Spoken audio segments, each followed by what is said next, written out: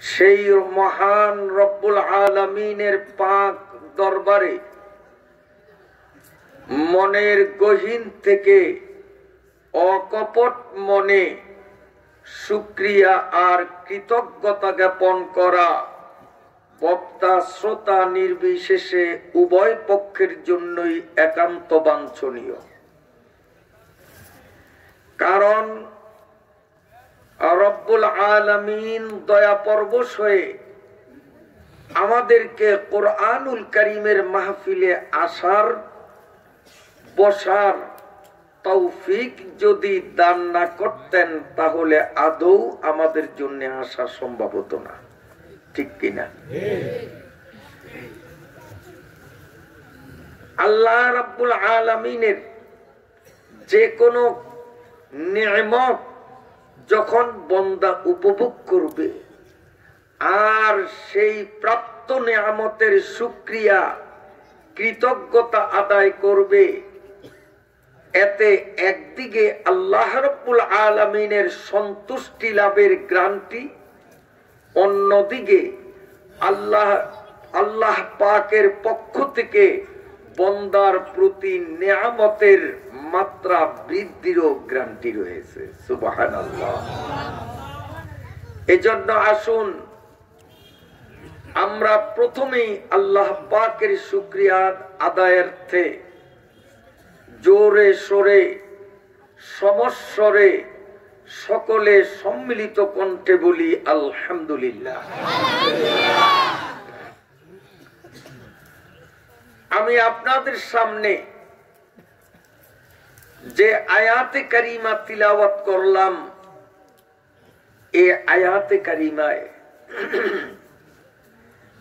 আমাদের প্রিয় নবী সাল্লাল্লাহু আলাইহি ওয়াসাল্লামের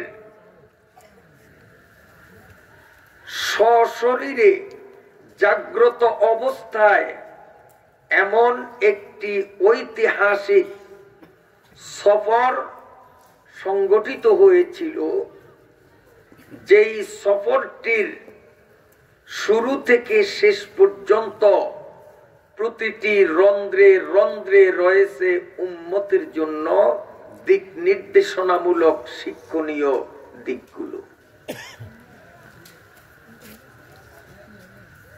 এই ঘটনাটি দুটি পর্বে বিভক্ত।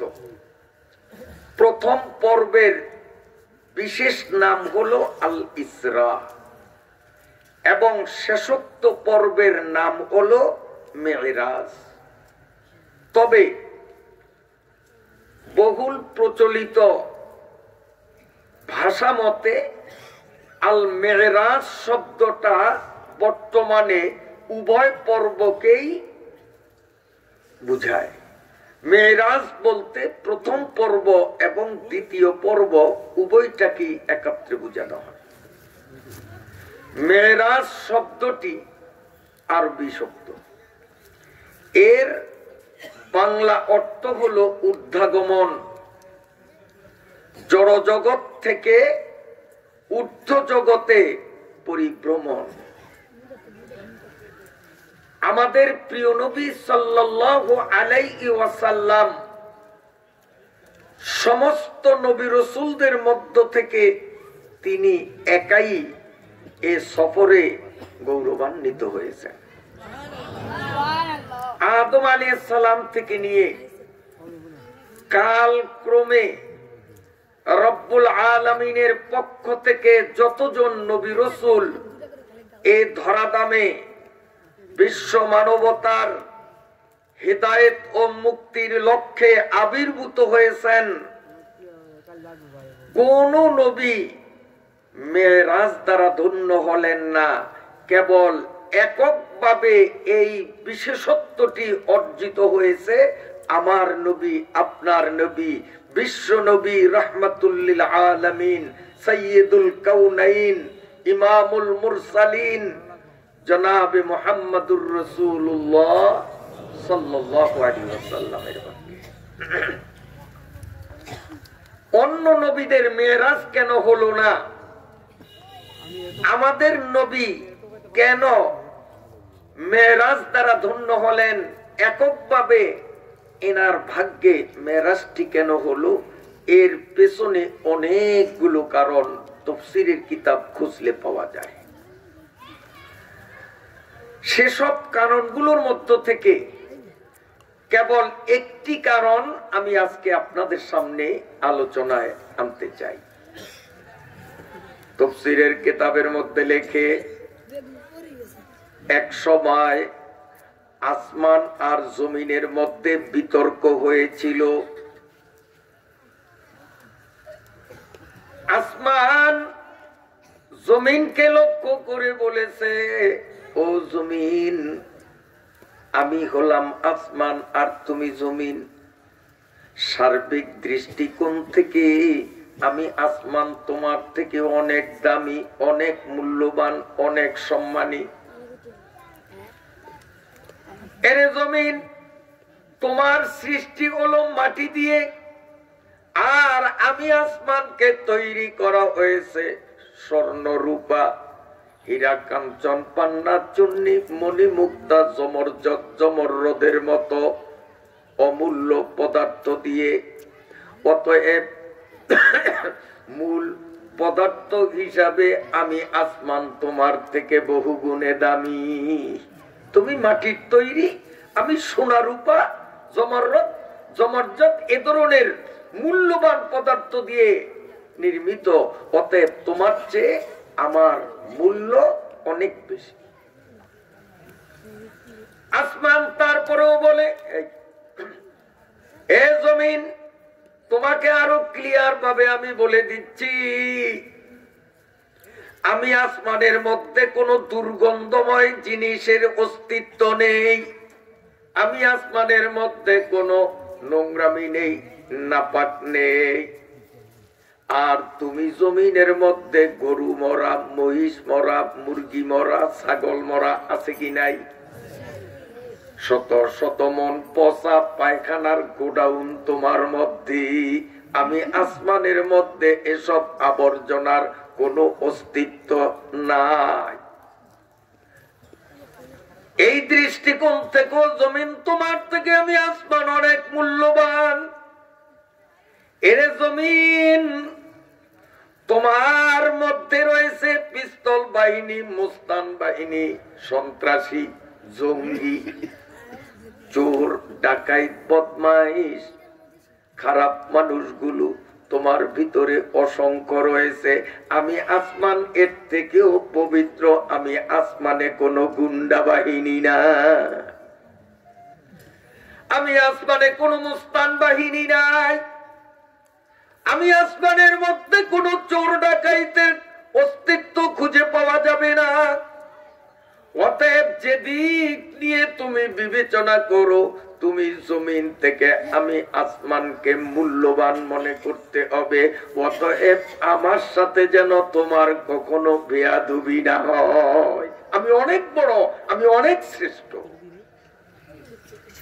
বলেন তো, আসমান জমিনকে যে সব কথা বলেছে, আসমান জমিনকে যতগুলো তথ্য বলেছে, এগুলো বাস্তব না অবাস্তব? সবই তো সত্য। জমিন বলতেছে, আসমান সাহেব, আপনার বক্তব্য আমি চুপিসারে বসে বসে সব একাগ্র চিত্তে শুনলাম। আমারও তো কিছু বক্তব্য আছে, আপনি কি শুনবেন? আসমান বলে, তুই আর কি বলবি, তোর কি আছে? জমিন বলে, আসমান শুনুন, সংক্ষেপে বলবো, আপনার মতো অত লম্বা বক্তৃতা আমি করব না। আমি পাইছি মুস্তান বাহিনী, গুন্ডা বাহিনী, আপনি পাইছেন ফেরেশতা বাহিনী। আমি পেয়েছি যত নোংরামি আর পচা, দুর্গন্ধ আর নাপাক জিনিস, আপনি পেয়েছেন সুগন্ধি আর মূল্যবান জিনিস। আমি মাটির তৈরি, আপনি সোনা রূপার তৈরি, অকাতরে মেনে নিলাম। আপনি সব পেয়েছেন, আমি কিচ্ছু পাই নাই। তবে আসমান, আমি এমন একটা জিনিস পেয়েছি, যেই জিনিসটা আপনি পাননি। আমি একটা জিনিস যখন পাইলাম আর কিচ্ছুর আমার প্রয়োজন নাই, সব হয়ে গেছে। আপনি সবকিছু পাইলেন, কেবল একটা জিনিস পাননি, আপনার সব পাওয়া ব্যর্থ হলো, আপনি আসলে কিচ্ছু পাননি।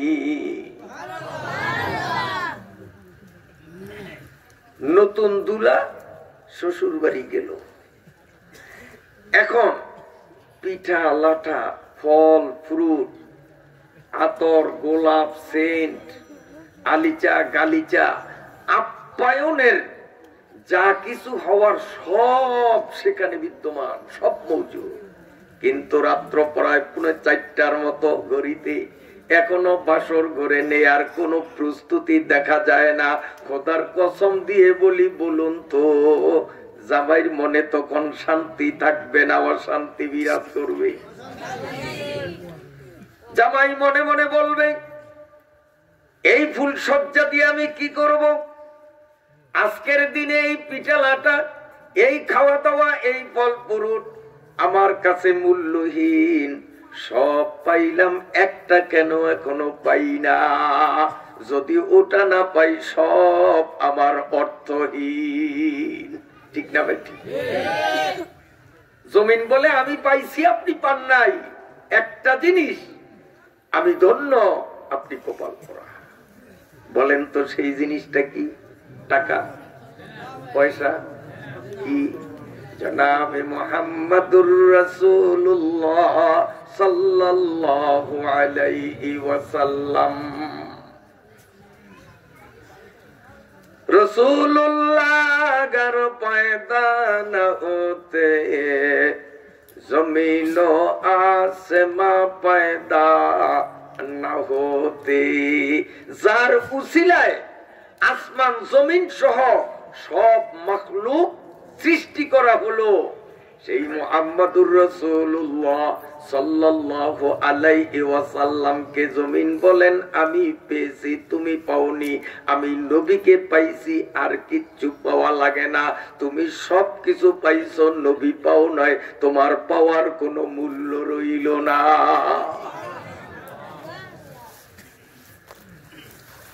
নবীকে জমিন চিনছে, নবীকে সাপ চিনছে, নবীকে হরিণ চিনছে, নবীকে সমস্ত মাখলুক চিনল। কিন্তু পরিতাপের বিষয়, নবীর উম্মত বলে পরিচয় দেই, অথচ নবীরে আমরা এখনো চিনি নাই।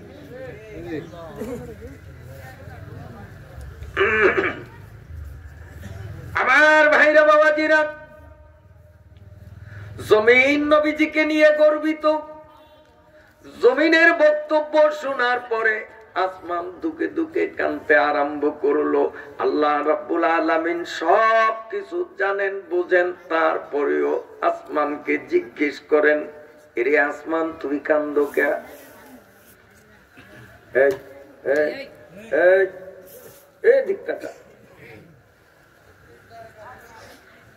আসমান কাঁদতেছে। আল্লাহ পাক জানেন, বুঝেন, তারপরও জিজ্ঞেস করেন, আসমান কাঁদছো কেন? আসমান কয়, মাবুদ আমি তো বিশাল ভুলের মধ্যে ছিলাম। ভাবছিলাম আমি কতই না দামি, আমি কতই না মূল্যবান, কতই না ভাগ্যবান। কিন্তু আজকের বিতর্কে আমি পরাভূত হলাম, আজকের ঝগড়ায় আমি ঠকে গেলাম। জমিন রে তুমি কিচ্ছু দাও নাই ঠিক, কিন্তু রাসূলুল্লাহকে তুমি জমিনের ভাগ্যে দিয়েছো। আমি আসমানকে লক্ষ আইটেমের সব দিয়েছো, রাসূল রে আমি পাইলাম না। আমার তো এই পাওনার কোনো মূল্য রইল না। আল্লাহ আমি কান্দি, দয়া করে তুমি নবীজিকে জমিন থেকে উঠাইয়া আমি আসমানের দিয়ে দাও। আসমান বলে, মাবুদ তুমি কি দেখো না আরবের বেঈমান গোষ্ঠীরা তোমার নবীর সঙ্গে প্রত্যক্ষ পরোক্ষ ভাবে কি অশালীন আচরণ করে, বেয়াদবি করে। নবী নামাজের সেজদায় গেলে তারা উটের নাড়িভুড়িগুলো নবীর গলদেশে চাপিয়ে দেয়, বৃষ্টির ফোঁটার মতো পাথর ছুঁড়ে ছুঁড়ে নবীর শরীর রক্তাক্ত করে দেয়। নবীকে সাহির কাযাব বলে বলে গালি দেয়। গো আল্লাহ,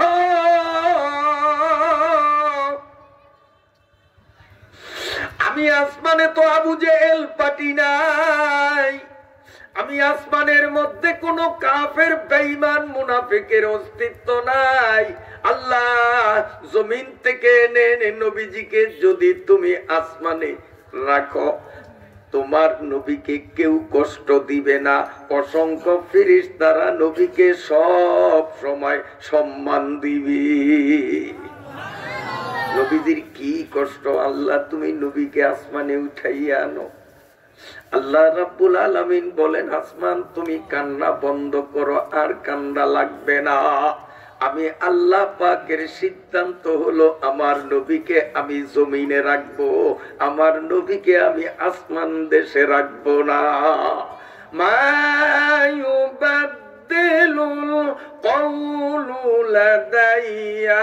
আল্লাহ রাব্বুল আলামিন বলেন, আমার সিদ্ধান্ত হলো পরিবর্তনীয়।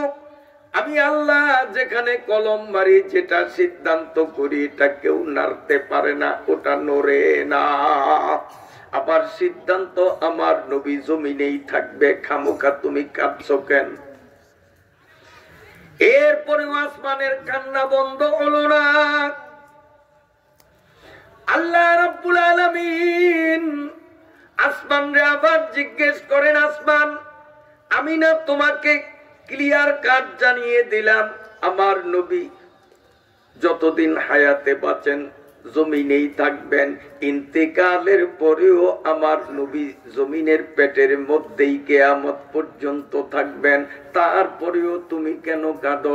আমি আল্লাহ পাকের সিদ্ধান্ত তো কখনো বদলাবে না। তুমি কাঁদো কেন? কান্না বন্ধ করো। বিফলে কাঁদার কোনো অর্থ হয় না। আসমান কয়, মাবুদ, আমি তোমার সিদ্ধান্তের বিরোধিতা করে কাঁদছি না, আমি কাঁদতেছি জন্য তোমার সিদ্ধান্তকে আমি শিরোধার্য মনে করলাম, সসম্মানে তোমার সিদ্ধান্ত মেনে নিলাম। আল্লাহ, তোমার দোস্তকে তুমি জমিনেই রাখো, আমার কোনো আপত্তি নাই। তবে তোমার কাছে একটি মাত্র দাবি আর দরখাস্ত আমার, অল্প সময়ের জন্য হলেও নবীজিকে দাওয়াত করে একটু উপর দেশে আনো। তোমার নবী যদি 1 সেকেন্ডের জন্য আমি আসমানে একটা বার পাও রাখে, তোমার নবীর পায়ের ধুলি যদি আমি আসমানের স্পর্শে আসে, কেবল 1 সেকেন্ডের জন্য যদি নবীর পায়ের ছোঁয়া আমি আসমান লাভ করতে পারি, আমি আসমান বেহেশতের চেয়েও দামি হয়ে যাব। কদম রঞ্জা কুনি তু জানে বেকাশানায় মা, গর কদম রঞ্জা কুনি তু জানে বেকাশানায় মা, রসকে ফেরদা উসওয়াদ আজ কদম খানায় মা। ওগো আল্লাহ, একটু সময়ের জন্য তোমার নবীকে একটু আমি আসমানের মধ্যে আনো। জীবনে একবার 1 সেকেন্ডের জন্য যদি তোমার নবীকে আমি পাই, তোমার নবীর পায়ের ধুলি যদি আমি আসমানের পিঠে একটু মাত্র লাগাতে পারি, আমি আসমানের মনে আর কোনো দুঃখ থাকবে না। আল্লাহ রাব্বুল আলামিন বলেন, আসমান কান্না বন্ধ কর। আমি আল্লাহ রাব্বুল আলামিনের একটা বৈশিষ্ট্য হলো, আমার কোন সৃষ্টি আমার শরণাপন্ন হইয়া 2 চোখের পানি ছাড়িয়া যদি আমি আল্লাহর দরবারে একটু মাত্র কান্না উপহার দিতে পারে, আমি রব্বুল আলামিনের কলিজার মধ্যে মায়ার তুফান আরম্ভ হইয়া যায়। ইজা খালা ফিজ যালামি মুবতাহিলা, ইজা খালা ফিজ যালামি মুবতাহিলা আজাবাহুল্লাহু সুম্মা লাব্বাহু। আল্লাহর কোন বান্দা, আল্লাহর কোন মাখলুক একটু আল্লাহকে স্মরণ করিয়া বিনীত ভাবে ক্রন্দনের ভঙ্গিতে মালিকের দুয়ারে যদি কেবল 2 ফোঁটা চোখের পানি উপহার দিতে পারে, আল্লাহ রাব্বুল আলামিন বলেন আমার মায়ার দরিয়ায় তুফান আরম্ভ হইয়া যায়। ওই মাখলুকের দাবি পূরণ না কইরা আমি আল্লাহ পারি না। এরে আসমান, তোর কান্না আমি আর সহ্য করতে পারি না, কান্না বন্ধ কর। আমি তোর দরখাস্ত মঞ্জুর করে নিলাম, একটু অপেক্ষা কর। 27শে রজব খেলা জমবে, আমি আমার দোস্তকে দাওয়াত কইরা তুই আসমানের মনের আশা পূরণ করে দেব। এজন্য আমার ভাইরা, আমরা মনের আবেগ চাইব কেবলমাত্র আল্লাহ পাকের কাছে। ইজা ইস্তাহান্তা ফাস্তাইন বিল্লাহ।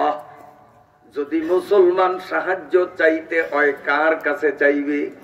জোরে কোন? কোন মাজারে নয়, কোন দরগায় নয়, কোন মাখলুকের কাছে নয়, কেবলমাত্র এক সত্তা আল্লাহ পাকের দরবারে। আমার আল্লাহ স্পষ্ট বলেছেন, উদউনি আস্তাজিব লাকুম। ও বান্দা, আপদে বিপদে বালা মুসিবতে পড়ে আমি আল্লাহর কাছে চাইও, আর কার কাছে চাইও না।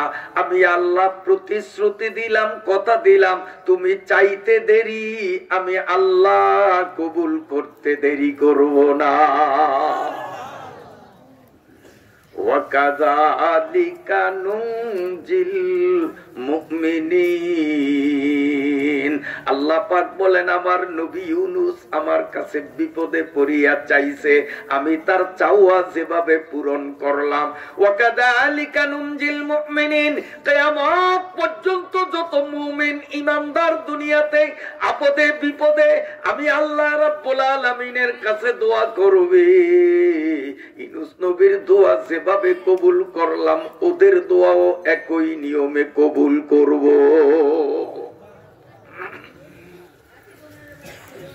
আল্লাহ, এই পাশে কারাও কথা কও, মনুরা ভালো না লাগলে বাড়ি গিয়া ঘুমাও, বাস বাস, আর কথার আওয়াজ যেন না হয়, একদম চুপ। কোরআনের মাহফিলের পাশে কথা বললে গুনাহ হবে, কপাল পড়বে। এখন তো বুঝো না, সাবধান, আর বেয়াদবি করবে না। কষ্ট হয় আপনাদের, বিরক্ত হন। আসেন, চাইব কার কাছে? একটা প্রশ্ন আপনাদের করব, বুঝলে উত্তর দিবেন। আমি যাকে বিয়ে করলাম, আমার হালাল স্ত্রী, সে আমার কাছে যদি তেল, সোনো, পাউডার কিচ্ছু চায় না, আমার ছোট্ট ভাই ওর কাছে যদি দেওর ভাই আমার জন্য তেল আইনো, আমার জন্য সোনো আইনো, আমার জন্য পাউডার আইনো, আমারে দেখে দেখে আমার কাছে চায় না, আমার ভাইয়ের কাছে চায়, এতে আমি যদি বুদ্ধিমান হই, বিবেক আমার ঠিক থাকে, পাগল না হই, তা আমি খুশি হব না বেজার হব? কেন? আমার উপকার না করলো? তেল কিনলে আমার পয়সা খরচ হইতো, সোনো কিনলে আমার পয়সা খরচ হইতো, আমার স্ত্রী আমার কত উপকার করলো, আমার কাছে চাইলো না, আমার ভাইয়ের কাছে চাইলো, আমি খুশি হব না? যদি আমার আকলের নাটবল্টু ঠিক থাকে, তাহলে আমি স্ত্রীর উপরে চরম ভাবে চড়াও হবে বেয়াদব। আমি থাকতে আমার ভাইকে, ঠিক না বেটি? আমি কি মরছি? আমার কি তোরে তেল সোনো দেওয়ার সামর্থ্য নাই? তুই আমার কাছে না চাইয়া আমার উপস্থিতিতে আমার চোখের সামনে তুই আরেকজনের কেন আরেকজনের কাছে কেন গেলি? তোর মতো স্ত্রীর উপর আমি খুশি না। ঠিক না বেঠি? ঠিক। আল্লাহ পাকের কোন বান্দা যদি মুসিবতে পড়ে, আল্লাহ রাব্বুল আলামিনকে দেখাইয়া দেখাইয়া আল্লাহর কাছে না চাইয়া আল্লাহর কোন মাখলুক কোন পীরের কাছে কোন মাজারের কাছে কোন মাখলুকের কাছে চায়, তো আল্লাহ বলবেন আমি আল্লাহ কি মরছি? আমাকে বাদ দিয়া তুই মাজারে কেন গেলি? আল্লাহ মরছে? এজন্য দোয়া করব কার কাছে? জোরে বলেন কার কাছে? আল্লাহ পাকের কাছে দোয়া করব। আর আল্লাহ পাক গ্যারান্টি দিয়েছেন আমাদের দোয়া তিনি কবুল করবেন, এতে কোনো সন্দেহ নাই। আল্লাহ রাব্বুল আলামিন আসমান রেখে আসমান তোর দোয়া কবুল। সুবহানাল্লাহ। কার কাছে চাইছে আসমানে? আল্লাহর কাছে, আল্লাহ পাকের কাছে। আমার ভাইরা, আসমান বুক ভরা আশা নিয়ে অপেক্ষমান, কবে রজবের 27 তারিখ হবে আর আমার মনের আশা পূরণ হবে। ছোট্ট ছোট্ট বাচ্চারা যেমন হিসাব করে কবে ঈদের চাঁদ উঠবে আর গরম গরম সিন্নি খাবো সকালে, ওরা অপেক্ষায় থাকে না 15 রোজা যাওয়ার পরে কি যে অবস্থা পোলাপাইন, এই আর এতদিন আর এতদিন, এই তো 3 দিন পরে ঈদ। উরি আল্লাহ, ঈদের জন্য কত পাগল। কিন্তু এই ফাঁকে একটা কথা প্রাসঙ্গিক না বললে নয়। লাইসাল ঈদ লিমান লাবিসাল জাদিদ বালিল ঈদ লিমান খাফাল ওয়াঈদ। নতুন জামা কাপড় পরলে আতর সেন্ট গায়ে মাখাইলেই ঈদ হয় না। ঈদ হয় তার জন্য চাই তার পরনে নতুন কাপড় থাকুক আর নাই থাকুক, আতর সেন্ট লাগাইতে পারুক আর নাই পারুক, ঈদ হবে তার জন্য যে আল্লাহর গজবের ভয়ে রহমতের আশায় রমজানের পূর্ণ মাসটা রোজার হালতে কাটাইল। রোজাদার রমজানের রোজাগুলো ঠিক মতো রাখলো। গরিব মানুষ নতুন কাপড় পরতে পারে নাই, সেরা পাটা জামা পইরা ঈদগাহে গেল, তার জন্য ঈদ। বেরোজগার তুমি যত দামি জামা ইস্তারি করা জামা পরো, বিদেশি সেন্ট লাগাইয়া তুমি ঈদগাহে যাও, তোমার কপালে ঈদ নাই। লাইসাল ঈদ লিমান লাবিসাল জাদিদ বালিল ঈদ লিমান খাফাল ওয়াঈদ।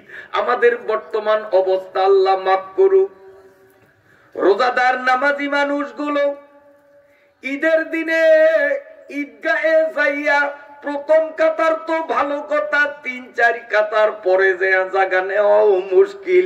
বেরোজগারি গুলোর সেন্টের মারামারি, উন্নত মানের পোশাকের ছড়াছড়ি, আর প্রথম কাতার নিয়েই তাদের দখলবাজি। ঠিক না বেটি? ফজরে পাওয়া গেল না, জোহরে পাওয়া গেল না, আসরে মাগরিবে এশায় সোরারে পাওয়া গেল না, মাঝে মধ্যে শুক্রবারে কখনো কখনো পাওয়া যাইত, নিয়মিত না। কিন্তু ঈদের দিনে ওই সোরার কারণে নিয়মিত মুসল্লিরাও কাতারে জায়গা পায় না। এমন বেয়াদব হয়তো দৌলত কানে নাই। আমাকে বলাই আছে, আপনাকে দৌলত খাই নাই।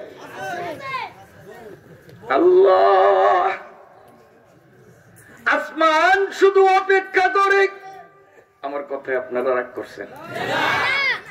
আসমান অপেক্ষায় আছে।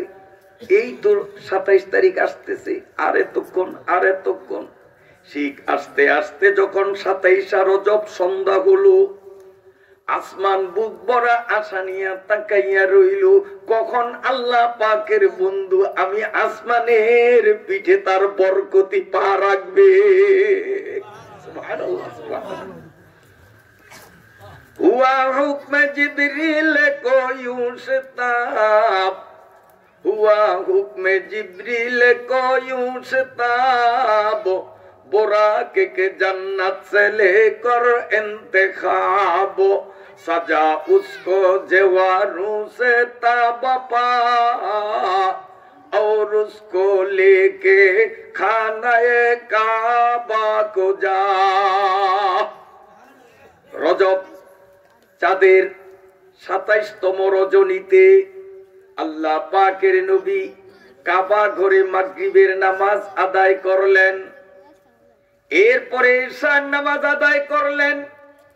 এরপরে হযরতে আলী রাদিয়াল্লাহু তাআলা আনহুর আপন বোন উম্মে হানি রাদিয়াল্লাহু তাআলা আনহা,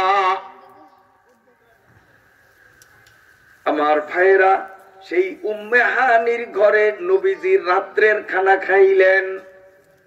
এরপরে এক বর্ণনা মতে উম্মে হানির ঘরেই নবীজি শুয়ে বিশ্রাম করতেছিলেন।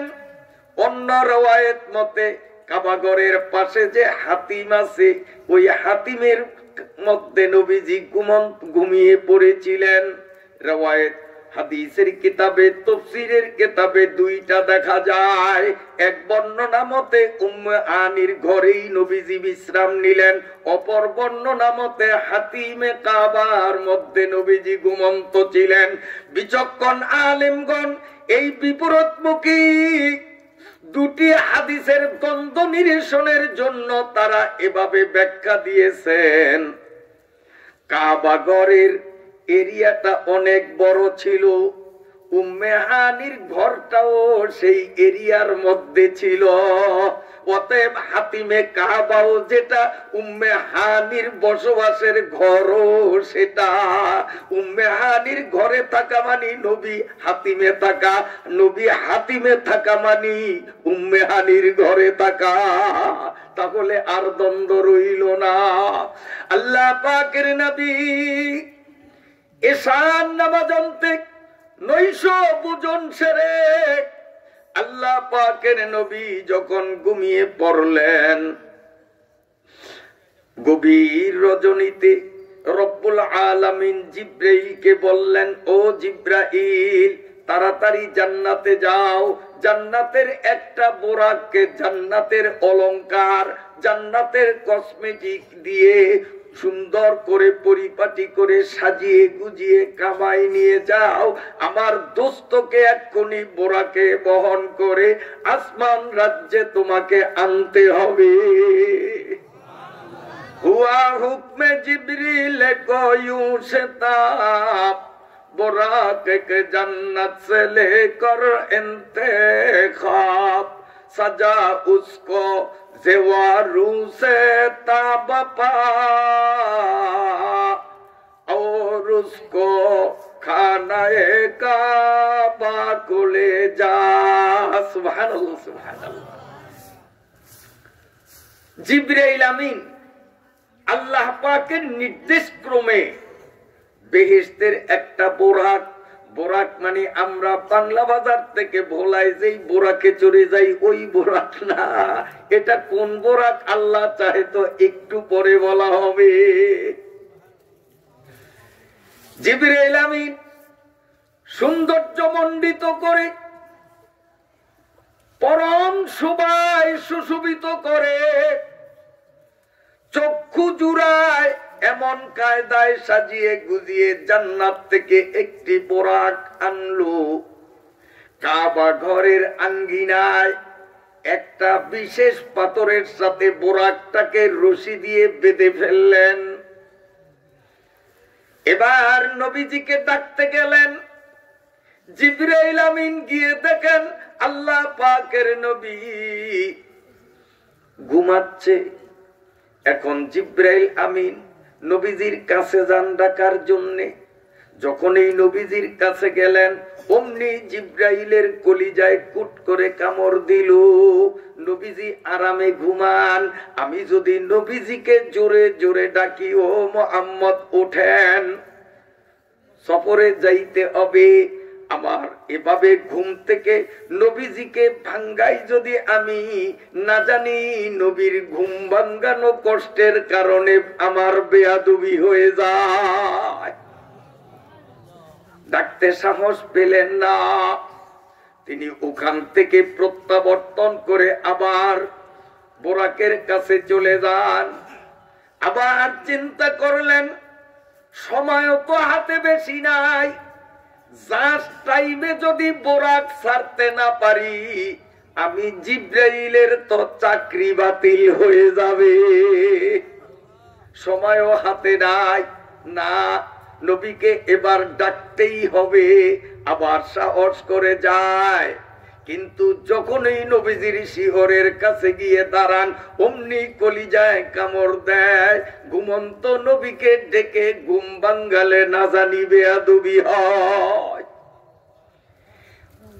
এইভাবে জিব্রাইল কয়েকবার চেষ্টা করেও ঘুম ভাঙ্গাবার সাহস হলো না।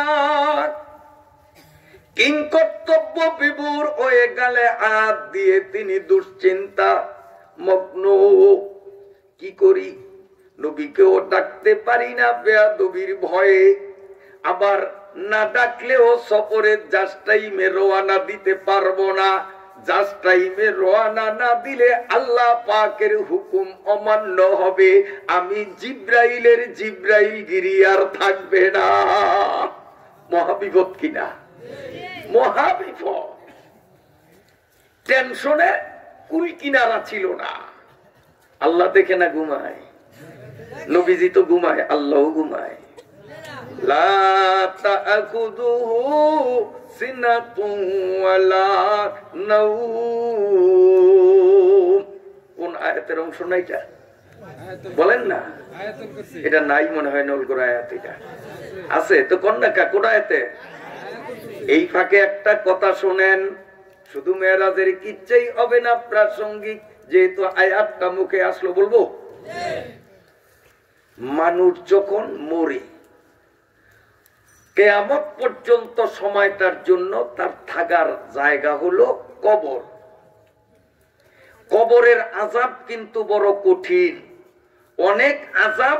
তার মধ্যে একটা আযাব রাসূল সাল্লাল্লাহু আলাইহি ওয়াসাল্লামের পবিত্র জবানে বলেছেন, কবরের মাটি দুদিক থেকে এভাবে মৃত ব্যক্তির মাঝখানে মাটি দুদিক থেকে এগুতে এগুতে এমন জোরে চাপ দিবে। আমার দিকে তাকান, নবীজি এভাবে দেখাইলেন, এক পাজরের হাড্ডি আরেক পাজরে এভাবে ঢুকাইয়া ছাড়বে। নাউজুবিল্লাহ। বিশ্বাস হয়নি? আমার নবীর মুখের কথা। এই যে এত জোরে একটা চাপ দেয়া, হাড্ডির মধ্যে হাড্ডি ঢুকানো, এটা সহজ আযাব না কঠিন আযাব? সইতে পারবেন তো? শক্তি আছে? ভালো করে শোনেন, এই কবরের আযাব থেকে মুক্তি যারা চান তারা শোনেন। যারা কবরের আযাব বিশ্বাস করেন, নবীজির কথা সত্য, কি বলেন? আমরা সবাই একমত তো? যার অন্তরে এই বিশ্বাস আছে আমার নবীর কথা সত্য, কবরে আযাব আছে, চাপ দিবেই, আর চাপ আমি সইতে পারবো না, তাদের উদ্দেশ্যে বলি, কবরের চাপ থেকে বাঁচার কেবল তিনটা উপায়, এর বাইরে কোনো উপায় নাই। বুঝে থাকলে বলেন, কবরের আযাব থেকে বাঁচার উপায় কয়টা? মনে রাখবেন, তিনটা। এই তিনটার মধ্যে দুইটা আল্লাহ পাকের নিয়ন্ত্রণে, আমাদের নিয়ন্ত্রণে নাই। ইচ্ছা করলেই উপায়গুলো আমরা অবলম্বন করতে পারবো না, ওই দুইটা আল্লাহ পাকের হাতে। আর 3 নম্বরেরটা আল্লাহ আমাদের হাতে দিয়েছেন। ইচ্ছা করলে 3 নম্বর পথ অবলম্বন করিয়া কবরের আযাব থেকে আমরা বাঁচতে পারি। দুইটা আল্লাহর হাতে। সেই দুইটার 1 নম্বর, কোন মুসলমান, হিন্দু নয়, বৌদ্ধ নয়, অমুসলিম নয়, কোন মুসলমান, চাই নেককার হোক চাই বদকার হোক, কোন মুসলমান রমজান মাসের মধ্যে যদি মৃত্যুবরণ করে, রমজানের সম্মানে কিয়ামত পর্যন্ত তার কবরে কোনো আযাব হবে না। কোন বেনমাজিও মরল, কোন সুদখোর ঘুষখোর বদমাইশ গুনাহগার মরল রমজানে, ওর কপাল ভালো, ওর কপাল ভালো।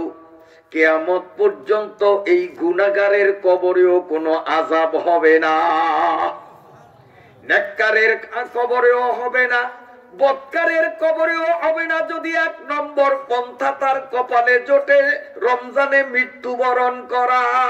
হ্যাঁ, গুনাহগার ব্যক্তিকে তো রমজান মাসে মরার কারণে রমজানের সুবাদে কিয়ামত পর্যন্ত কবর আযাব বন্ধ থাকবে, কিন্তু তার কৃত পাপের প্রায়শ্চিত্ত কবর জগতের পরে হাসর মিজান পুলসিরাত জাহান্নামে ভোগা লাগবে। এই সময়টা রমজানের সুবাদে সে মুক্তি পাবে। এখন বলেন, রমজানে মরলে এত লাভ, রমজানে মরাটা কি আমাদের নিয়ন্ত্রণে? ইচ্ছা করলেই মরতে পারবো? ইচ্ছা করলেই মরতে পারবো? এটা কার হাতে? এই জন্য আল্লাহ পাকের কাছে বেশি বেশি দোয়া করতে হবে, আল্লাহ তুমি তো আমাকে একদিন না একদিন মরণ দিবা, দয়া করিয়া আমার মরণটা রমজানে দিও। আল্লাহর কাছে দোয়া করতে হবে, বলেন আমিন। 2 নম্বর, কোন মানুষ যদি শুক্রবারে মারা যায়, শুক্রবার চিনেননি? চিনেন না সবাই? বৃহস্পতিবার দিন শেষে বেলা যখন পশ্চিম আকাশে ডুবে মাগরিবের আজান দেয়, কিবারে? শুক্রবার তখন শুরু। শুক্রবার দিন শেষে মাগরিবের আজান যখন দেয়, শুক্রবার শেষ হইয়া শনিবার আরম্ভ হয়। কোন মুসলমান নেককার হোক বা বদকার হোক, যদি বৃহস্পতিবার দিবাগত রাত্রে অথবা শুক্রবার দিনের মধ্যে যদি মারা যায়, এই টাইমের মধ্যেই তার দাফন হয়। মারাও গেল শুক্রবারে, দাফানো শুক্রবারে। এই শুক্রবারের সম্মানে কিয়ামত পর্যন্ত কবরে শাস্তি হবে না।